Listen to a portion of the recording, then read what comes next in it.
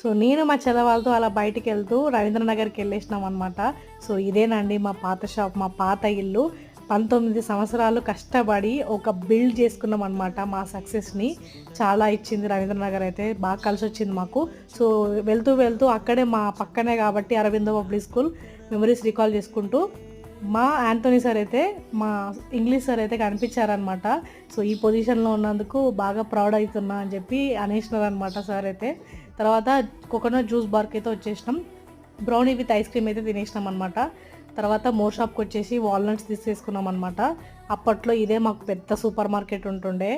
So అలా బయటికి వెళ్తూ ట్రెండ్స్, వీటీ కాలనీ ఇవన్నీ తిరిగేస్తూ మా వాటర్ ప్లాంట్కి ఏదో వచ్చేసి బొర్రల ప్యాకెట్, ఎగ్స్ తీసుకున్నాం అనమాట. సో బుర్రల ప్యాకెట్ చిన్నప్పటికి చాలా మెమరీస్ వేళ్ళకి పెట్టుకుంటూ మంచిగా చిన్నపిల్లల్లాగా ఎంజాయ్ చేస్తుండే అనమాట. ఇంటికి వచ్చేసి డిన్నర్ అయితే చేసేసినాం టమాటా చారు పోసుకొని.